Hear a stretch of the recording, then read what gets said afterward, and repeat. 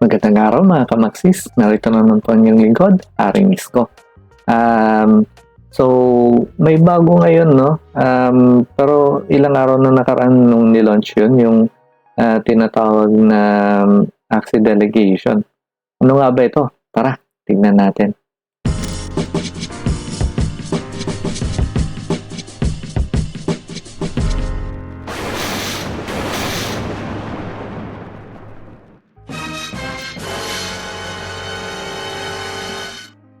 Ayan, so actually hindi ko rin masyadong alam kung paano to, no? So bear with me. Let's tignan natin kung paano nga ba nangyayari to. So ang sabi, punta tayo dun sa inventory mo. First things first, ano nga ba tong Axie Delegation na to? So ang sabi na makakatulong ito sa mga managers, no, na nagpapa-scholar. Kasi ngayon, dati kasi ang nangyayari, pagka naghanap ka ng scholars mo, ang gagawin mo ay ilalagay mo yung mga Axie mo sa wallet na papagamit mo sa scholar mo. So either you create your wallet for your scholars or you send your Axies to your scholars wallet. Ang downside nun is what if itakbo ng scholar mo yung mga Axie mo, no? So with this Axie Delegation, ang idea is you just delegate your Axies to your scholars. So yung mga scholar mo, magagamit nila yung mga Axie dinelegate mo sa kanila in-game without you having to transfer your Axies into their wallets, no? So, hindi nila magagawang itakbo yung Axie mo. Paano nga ba nangyayari ito? Tignan natin, no? So, sabi nila, first things first, you need to go to inventory and then look up the Axie you want to delegate. Recently, may mga binili akong mga Axie, no? Pang classic. Kaso hindi ko naman alam gamitin. Yan, yung mga tuhog-tuhog. So, gagawin natin, de-delegate natin kay manager to, no? Kay Reyna Max. So, kailangan ko yung address ni Max. Yan. And then, go to inventory, find the Axie you want to delegate, go to manage Axie, and merong delegate button here. So ilalagay mo yung address. In this case, kinapi ko yan dun sa wallet address niya. And then, lalagay mo kung gaano kahaba mo gustong gamitin ng magiging scholar mo, no? So try lang natin. Let's go for 1 month, then grant permission.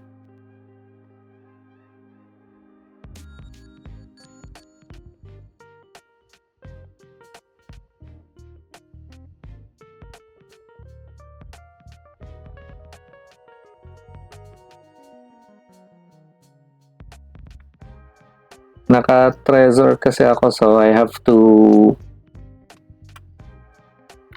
approve it using my Trezor wallet, no? Pero dun sa mga hindi gumagamit ng Trezor wallet, hindi na kailangan tong step na to.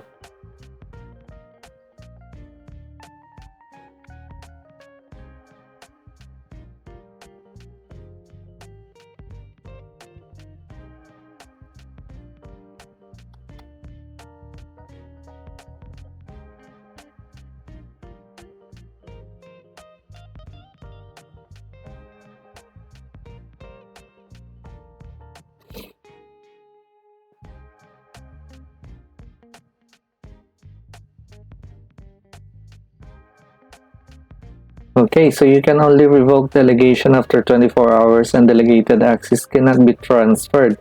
So, ibig sabihin, may pagkakataon ka magdalawang isip within 24 hours, no? After 24 hours, nakaset na yun na tatapusin niya yung sinet mong number of days or month. So, depende na sa usapan nyo ng scholar mo niyan.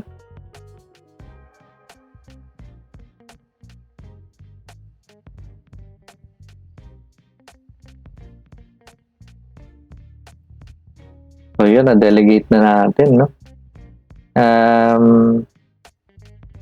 Hanapin pa natin yung kasama mga aksi nung aksing yun. Kasi isang buong team yung binili kong yun.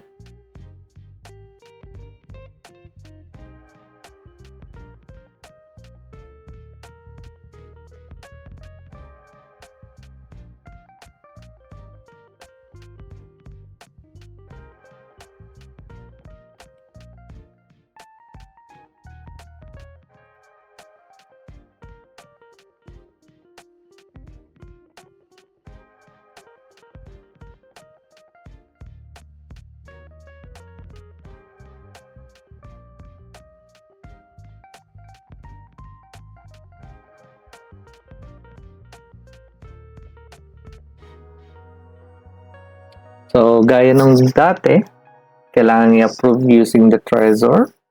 And let's wait and confirm. Kailangan na namang i-confirm ito using Trezor wallet for me.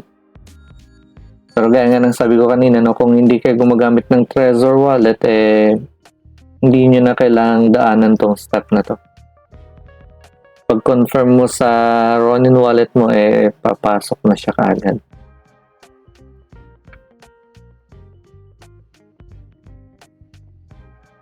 Okay, hanapin natin yung pangatlong aksi para sa team na yon.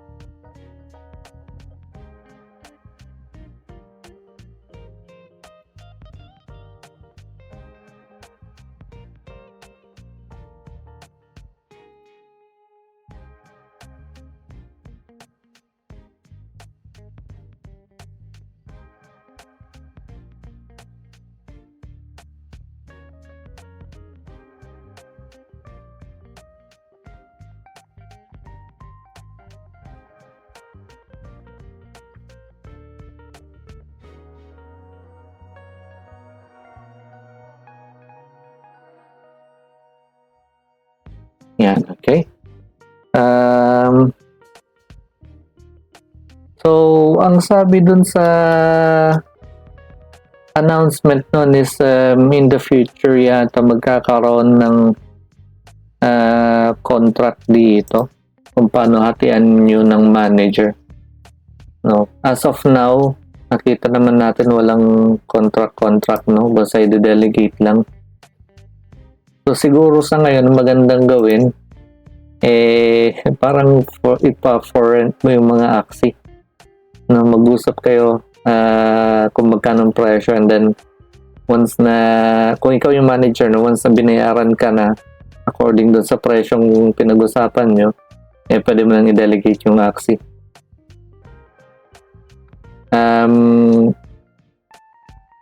Profitable bang gawin yun? Or for the manager, yes, kasi parang pinapera mo lang yung aksi mo, pero babayaran ka ng magiging scholar mo. So parang pinarenta mo sa scholar mo yung aksi mo. For the scholars, kung gagamitin nyo sa Axie Classic, no, at papasok kayo sa malakas na guild, profitable din, malaki-laki din. Kasi si Reyna Max, no, nasa Hashira Sanctum siya. Last season, hindi ako nagkamali, lampas 20 excess din ang kinubra niya. Okay. So, laro naman tayo ngayon. Hindi pa ako naglalaro.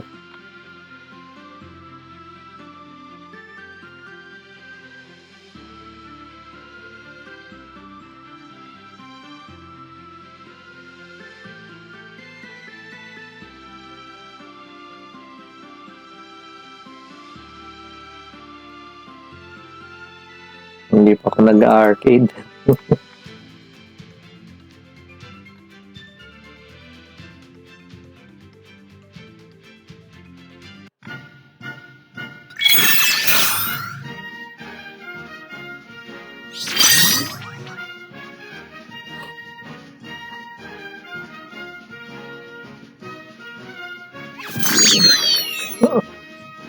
Ba't ko nga ba doon nilagay? Mali tayo doon ah.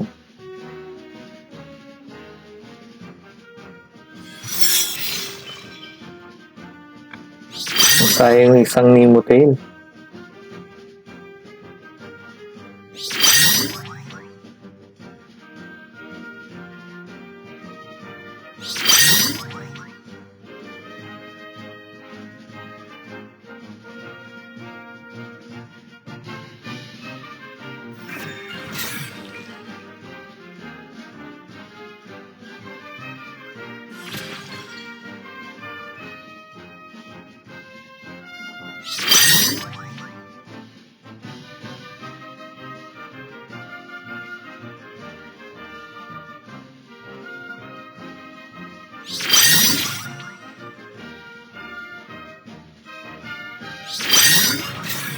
Uy. Lakas ng kalaban.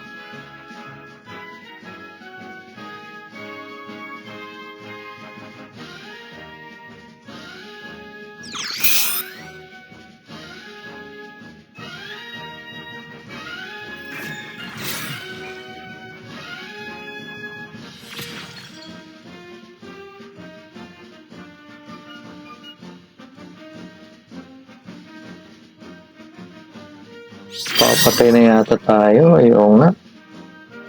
Mali yung pag-keep ko nito. Wad.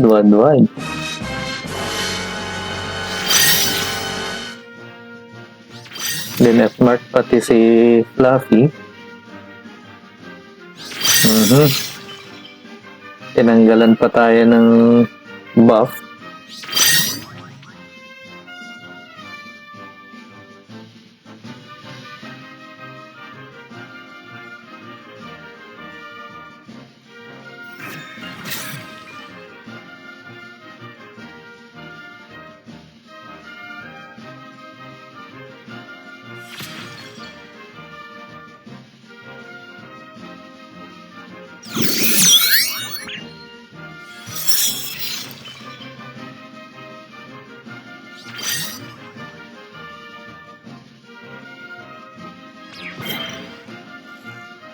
Natulog pa tayo. Grabe naman.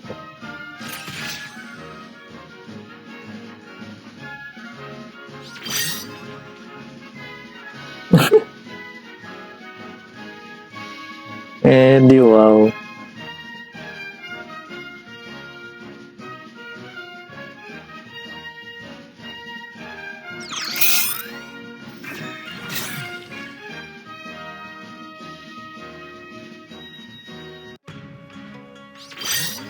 GG.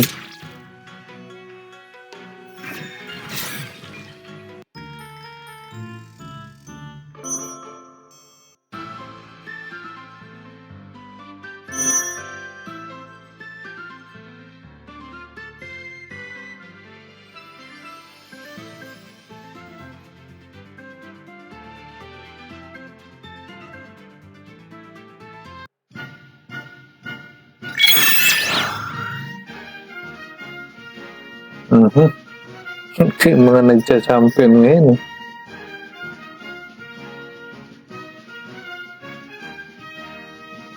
Ang dami nyo ngayon dito ah.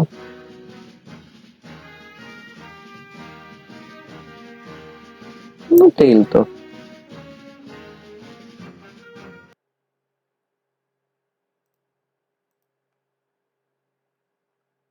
Saglit lang mga idol Reconnect tayo.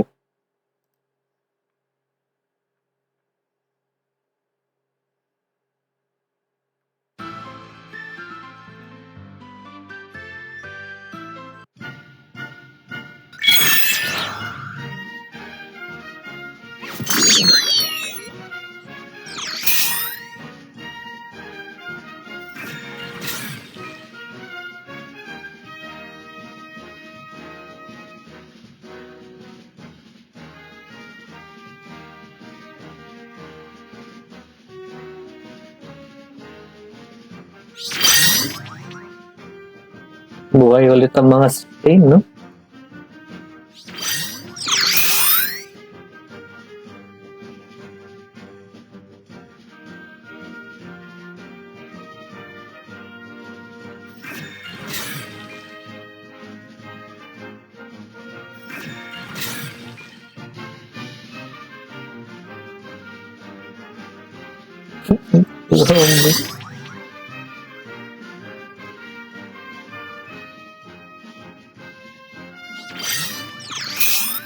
Ang hapdi ng metamorphosis na yan.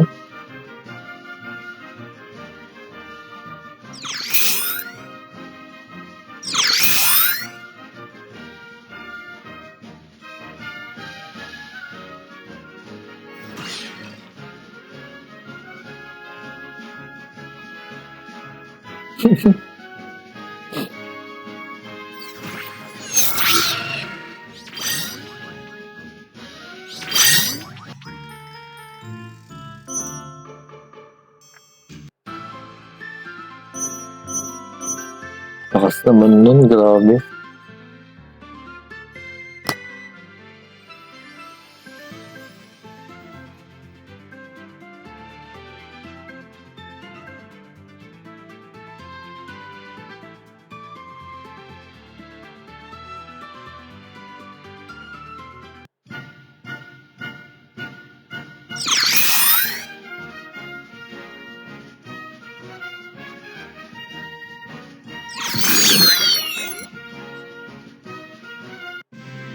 Yun, buti nanalo din sa wakas. Yeah.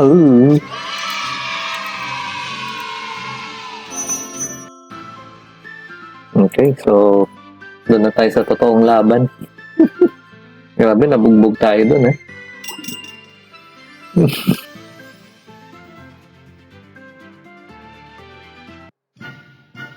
Unang sabak, animonyo ko agad.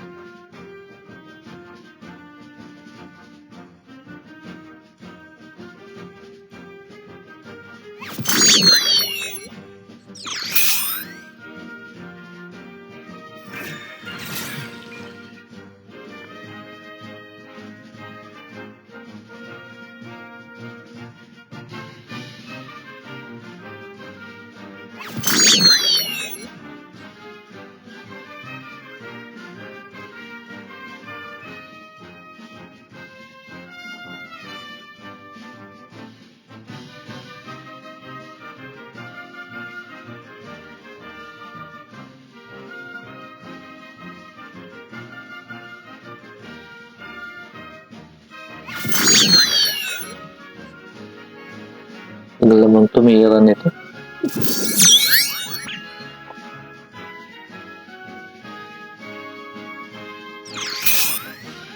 Ba't mo sinildan yan, idol? May death mark ka. Ala ka.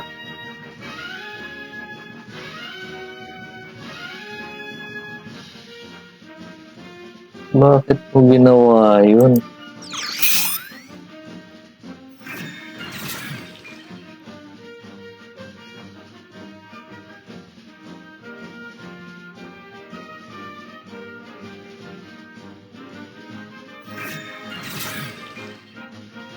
What was that about, my idol?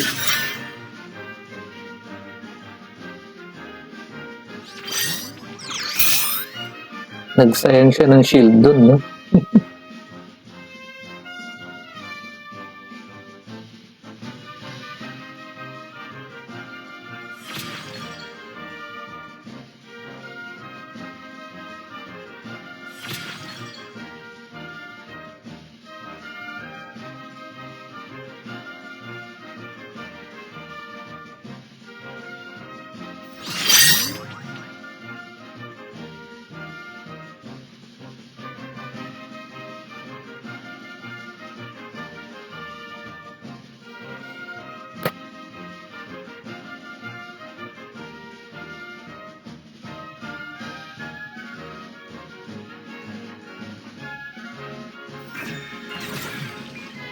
Ayan, gumagamit ka na ng death mark. So, dapat alam mo kung paano yung death mark na yan, no?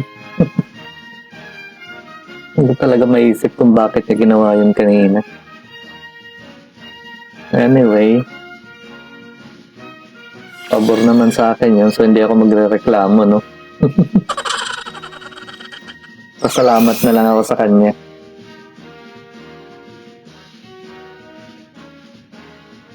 Salamat, idol.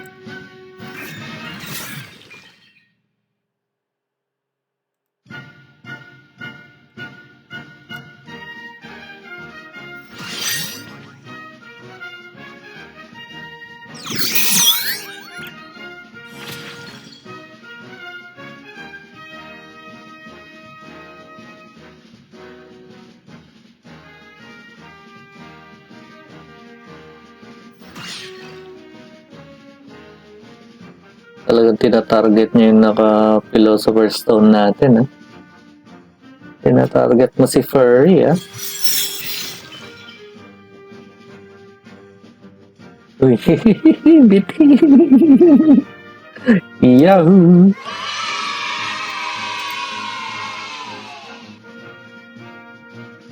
Ayos nga yun, no? GG. GG, idol. Nice, eh?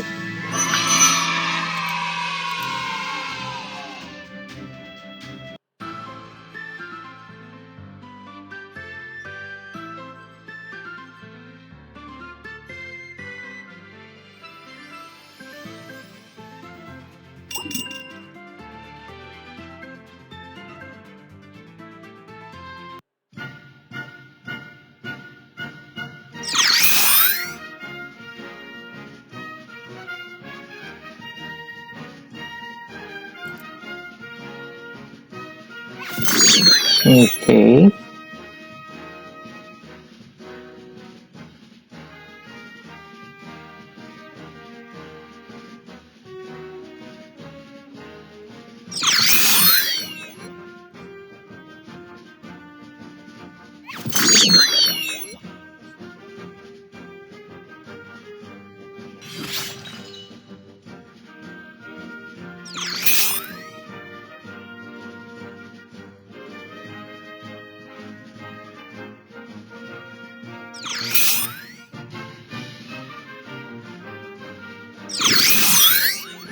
Nice. So, energy burst tayo. Kaso turn 5 yung next na turn natin, no? So, ibig sabihin, free energy lang tayo mamaya.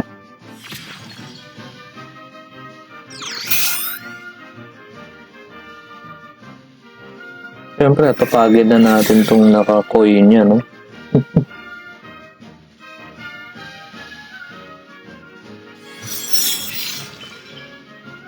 Nananalbahe to dun sa, ano eh, Battle of 8, eh, no?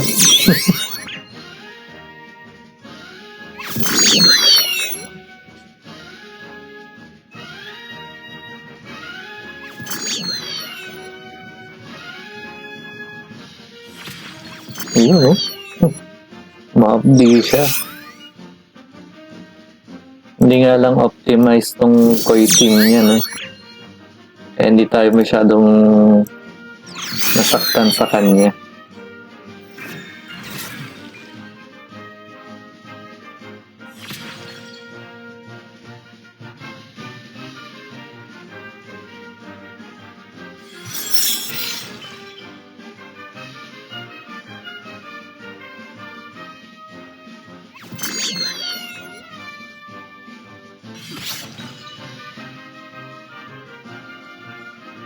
Mukhang sa bubble pa ako mamamatay, eh.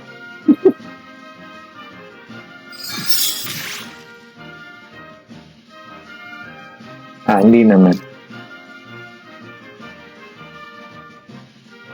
Okay. GG na des.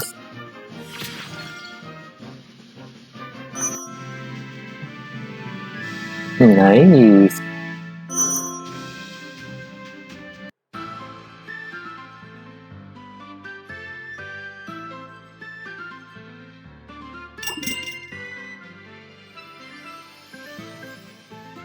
Last game na natin to, no? Manalo o matalo.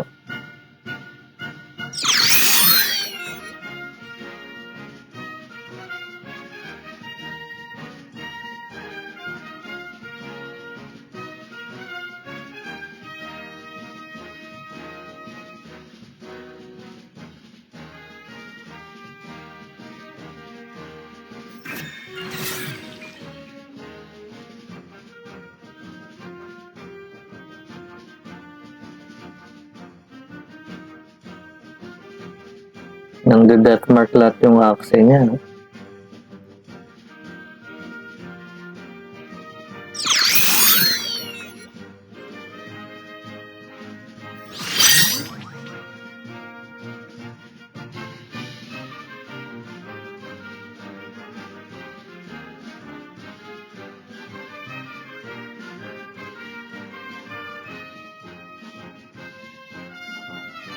Ang daming mga incheck na yun, ha?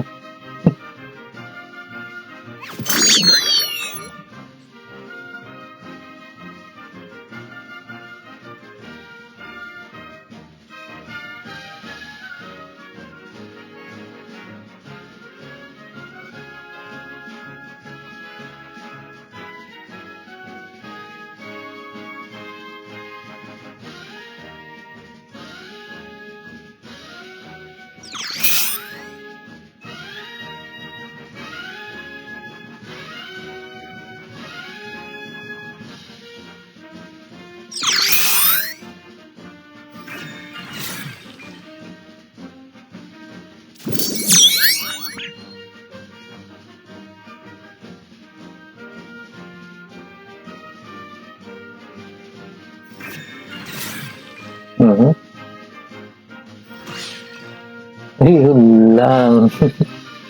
Hindi mo naisip yun. Mali yung paggamit niya ng lam.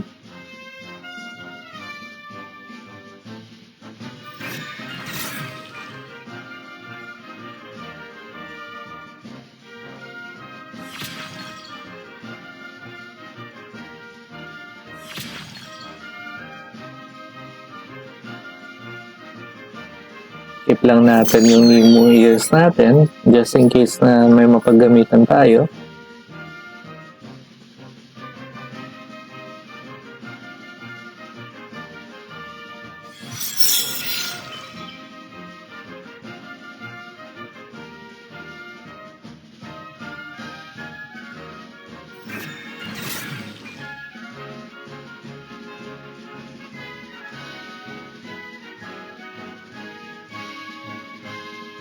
Ayun, may pantanggal tayo ng ano,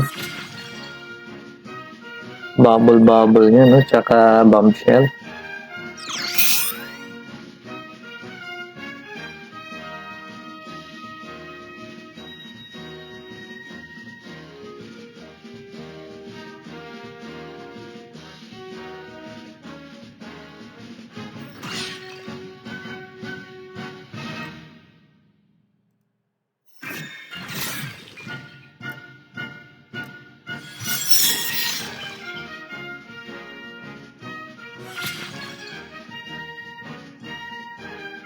Keep natin ulit to just in case.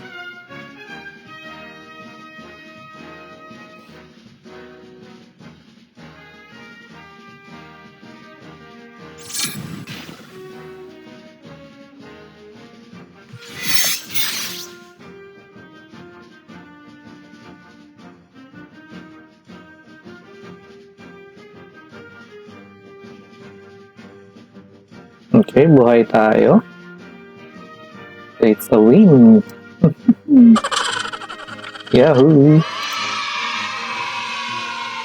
Diba? Nice.